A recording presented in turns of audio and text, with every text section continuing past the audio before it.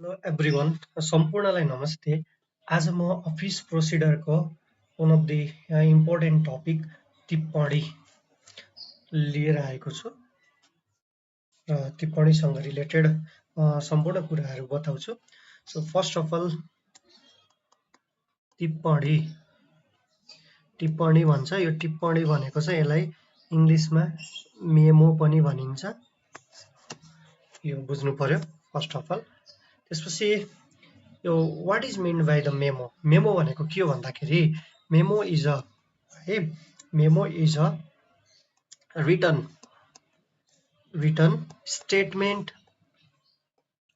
Statement prepared by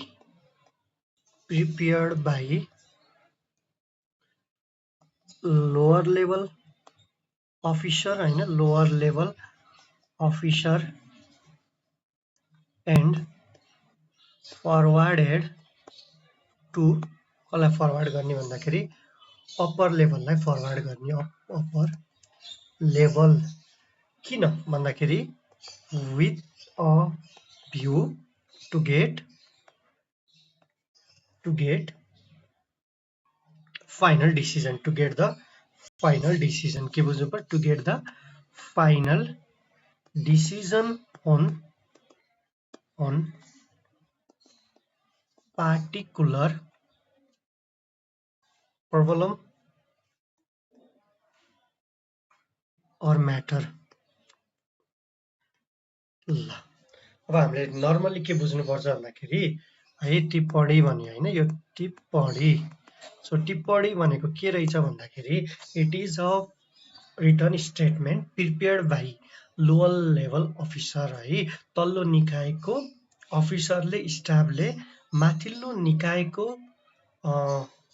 अब कुनै पनि माथिल्लो निकायलाई लेख्ने एक प्रकारको यो पत्र हो है। त्यो पत्रमा के हुन्छ भन्दाखेरि के को लागि लेखिने भन्दाखेरि फाइनल डिसिजन हुन पार्टिकुलर प्रोब्लम। अब कुनै समस्या आयो होइन, त्यो समस्याको समाधान गर्नको निम्ति के गर्ने कसो गर्ने, अब यसमा रिकमेन्डेसन हुन्छ, आफ्नो ओपिनियन हुन्छ, त्यहाँ डिफ्रेन्ट डकुमेन्ट हुन्छ, पहिला यस्तो भयो यसरी लान सकिन्छ भन्ने कुरा बुझ्नु पर्यो। यसलाई के बुझ्न सकिन्छ भन्दाखेरि टिप्पणी भनेको निर्णय निर्माणको एक महत्त्वपूर्ण विधि हो जसले के गर्छ भन्दाखेरि तहगत एवं सामूहिक निर्णय प्रक्रियालाई बुझाउँछ भनेको। यो it is based on the hierarchy and collective decision. अब हामीले के बुझ्नु पर्यो भन्दाखेरि यो के हुन्छ,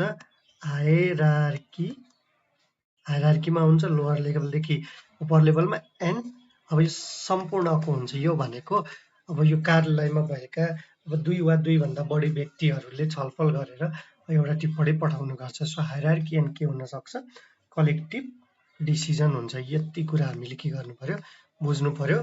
अब हामीले अर्को कुरा के पनि बुझ्न पर्छ भन्दाखेरि यो it is not only for the decisions of some problem but it is also for the, यो के को लागि पनि भन्छ, it is helpful in the policy फर्मुलेसनको लागि हुनसक्छ अथवा कुनै कुरा विगतमा भएको एमेन्डमेन्टको लागि पनि हुनसक्छ है। यस्तै कुराहरूको लागि पनि यो गर्न सकिन्छ भन्ने कुरा, अथवा टिप्पणी लेख्न सकिन्छ भन्ने कुरा हो। अब यसमा अर्को के कुरा बुझ्नु पर्यो भन्दाखेरि अब नर्मल्ली हामीले टिप्पणी भनेको के हो भन्ने कुरा बुझिसक्यौँ। वास्तवमा टिप्पणी भनेको रिटन स्टेटमेन्ट हो prepared by the lower level officer and forwarded to the upper level with the view to get the final decisions on the particular problem or matters भयो होइन। सो यसमा के हुन्छ, एउटा हायरार्की सेट हुन्छ र त्यसपछि आएर it is made collective decisions गरिन्छ होइन। अनि त्यसपछि अर्को के बुझ्नु पर्यो, इट इज नट होइन, यो समस्या समाधानको निम्ति मात्र होइन, यो पोलिसी बनाउनको लागि एमेन्डमेन्टकै कुरा एमेन्डमेन्ट एन्ड कुनै पनि अन्य नयाँ कार्यहरू गर्नको लागि पनि यो गरिन्छ। के गर्ने कसो गर्ने भनेर लेखेर अनि सल्लाह लिने काम हो। अब फाइनल डिसिजन माथिल्लो निकायले दिन्छ, एउटा डिसिजन हुन्छ।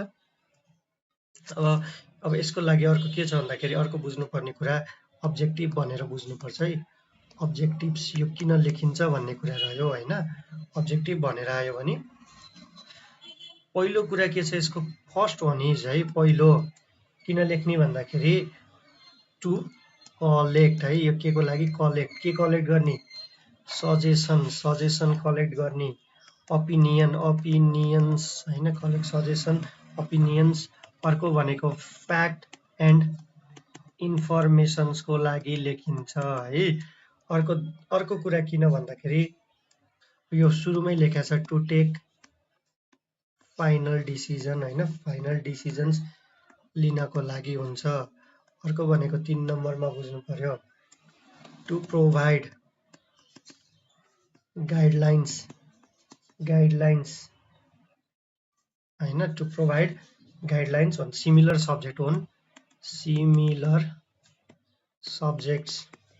subject matter to take the decision in future हैन यो कुरा पनि बुझ्न सकिन्छ अर्को कुरा भनेको अर्को के को लागि गर्ने भन्दाखेरि अब to provide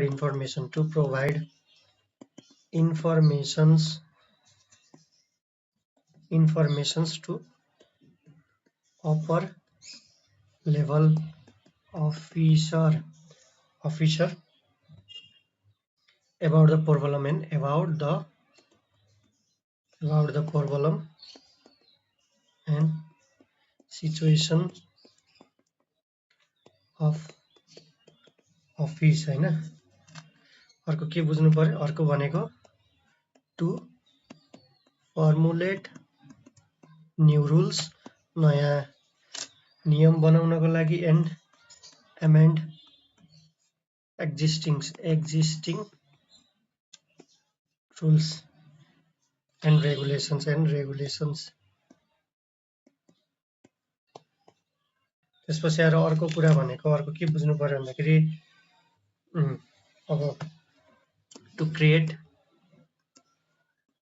evidence of all the decision made by authorized body है यो पनि कुरा बुझ्नु पर्यो to create evidence of all the decisions made by the अब यो नर्मल्ली बुझ्दाखेरि हैन यसमा अब सिम्पल्ली के बुझ्न सकिन्छ भन्दाखेरि यो खासमा उचित निर्णय गर्नको लागि हो अर्को भनेको समस्याको समाधान कुनै समस्या आयो भने त्यसको समाधान गर्नु पर्यो उचित निर्णय गर्नको लागि भयो कार्य प्रक्रियालाई अघि बढाउनको लागि हो कार्य गर्ने आधार प्रदान गर्छ यसले हैन त्यसपछि आएर अर्को भनेको सहभागितामूलक व्यवस्थापन it is a collective decision taking method हो संगठनको लक्ष्य हासिल योगदान गर्नको लागि हो यी कुराहरू अब सिम्पल्ली के हुन्छ एउटा भनेको निर्णय हैन निर्णय गर्नको लागि हो अब निर्णय गर्न बुझ्नु पर्यो अर्को भनेको चाहिँ समस्याको समाधान अब कुनै समस्या छ भने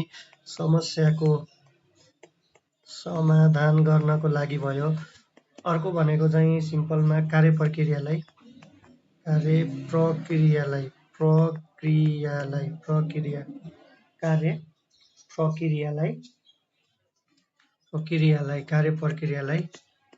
अगाडि हैन कार्य प्रक्रियालाई के गर्नु पर्यो अघि बढाउन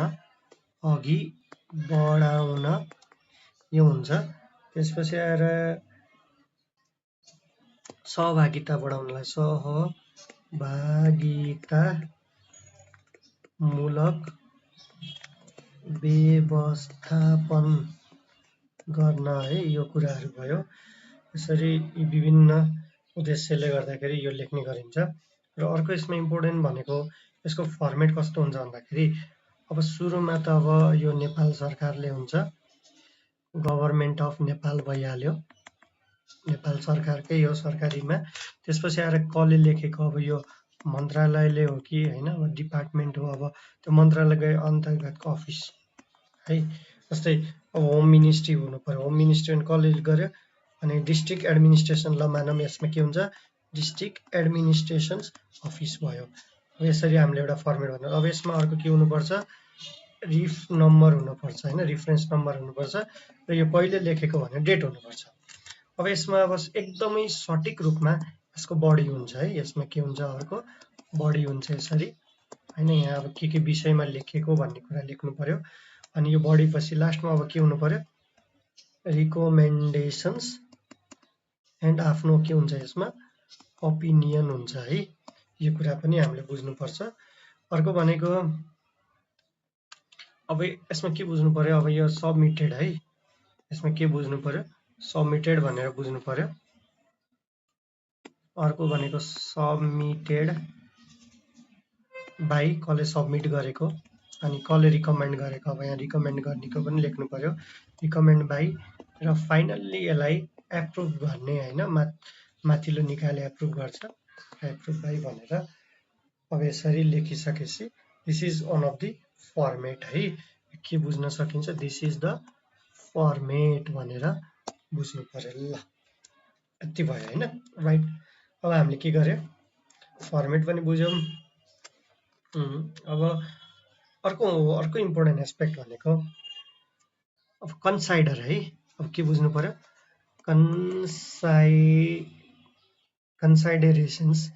considerations for drafting a memo है। मेमो लेख्दाखेरि के कुराको ध्यान दिने भन्ने कुरा चाहिँ यो पनि इम्पोर्टेन्ट कुरा हो। पहिलो कुरा त हामीले के बुझ्नुपर्छ भन्दाखेरि इट्स विल बी, यो एकदमै सिम्पल हुन पर्यो, त्यसपछि आएर क्लियर हुनु पर्यो एन्ड कन्साइज हुनु पर्यो। धेरै बढाएर लेख्नु भएन, सिम्पल क्लियर र कन्साइज हुनु पर्यो। भनेको टु दी पोइन्ट, जे कुरा हो त्यो कुरालाई एकदम सो अन्डरस्ट्यान्ड होइन, माथिल्लो निकायले बुझ्न सकियोस् आफ्नो कुरा राख्दा। दोस्रो भनेको अब यसमा के बुझ्नु पर्यो, subject of memo should be at टपमा हुनु पर्यो होइन। तेस्रो नम्बरमा अब यसमा के छ, यस सम्बन्धी अब प्रिभ्यालेन्ट एक्ट होइन, के को आधारमा लेख्यो, आधार त हुनु पर्यो नि होइन, rules and regulations should be mention होइन, यो एकदम मेन्सन गरेर लेख्नु पर्यो। अर्को भनेको अब यसमा अर्को ओपिनियन दिन सकिन्छ, ओपिनियन सजेसन के छ, एन्ड रिकमेन्डेसन होइन, रिकमेन्डेसन्स अफ कन्सर्न अथोरिटीको अब ओपिनियन हुने भयो। अनि त्यसपछि आएर अब योसँग अब लेखिसकेपछि होइन, यसको आधारहरू कहाँबाट आएर सपोर्टिभ डकुमेन्ट होइन पनि हुन पर्यो, इन्क्लोज विथ मेमो, मेमोमै राखेको हुनु पर्यो होइन। त्यसपछि आएर अर्को भनेको अर्को के बुझ्नु पर्यो भन्दाखेरि भेरिफाइड गर्नु पर्यो, भेरिफाइड बाई कन्सर्न अथोरिटीले होइन, भेरिफाइड हुनु पर्यो। अर्को भनेको अब डकुमेन्टहरू होइन, डकुमेन्टहरू राइट साइडमा राख्नु पर्यो, राइट साइडमा डकुमेन्टहरू। त्यसपछि आएर पेज नम्बर लेख्नु पर्यो, लेफ्ट साइडमा पेज नम्बर हुन्छ होइन, लेफ्ट साइडमा पेज नम्बर हुन्छ। त्यसपछि आएर अर्कोमा के बुझ्नु पर्यो भन्दाखेरि अर्कोमा 7, 8, 9 नम्बरमा के बुझ्नु पर्यो भन्दाखेरि इच पेज अफ टिप्पणी अनि should be signed and forwarded to the upper level है। यो कुराहरू पनि बुझ्नु पर्यो। ल टिप्पणीको विषयमा यति कुराहरू रहेका छन्। अब यसलाई हामीले टिप्पणीको भागहरू पनि बुझेको छ। सिम्पलले हामीले के बुझ्नुपर्छ भन्दाखेरि टिप्पणीमा ढाँचा भन्यो, फर्मेट भन्यो भने अब एउटा प्रारम्भिक भाग हुन्छ होइन। अब यो प्रारम्भिक भागमा अब यो कुराहरू भयो, प्रारम्भिक भाग भन्छ यसलाई। त्यसपछि आएर अर्को भनेको चाहिँ विस्तृत विवरण होइन, यो के विषयमा लेखेको छ, सरी यहाँ सब्जेक्ट भन्ने छुटेछ है, सब्जेक्ट पनि यहाँ लेख्नु पर्यो, सब्जेक्ट भन्ने छुट्या रहेछ, सब्जेक्ट विषय के हो लेख्नु पर्यो। त्यसपछि आएर अर्को बडी भयो, विस्तृत विवरण यसमा लेख्छ। त्यसपछि अर्को भनेको यो पार्ट भयो, यो पहिलो पार्ट भयो होइन, दोस्रो पार्टमा बडी भयो, तेस्रो पार्टमा रिकमेन्डेसन्स भयो र चौथो पार्टमा के भयो, यो सबै लेखेको हुनु पर्यो होइन। यसरी टिप्पणीहरूलाई हामीले बुझ्न सक्छौँ। अर्को त अब यसमा अब यही कुराहरू रहेको छ। ल आजलाई यति, thank you so much everyone.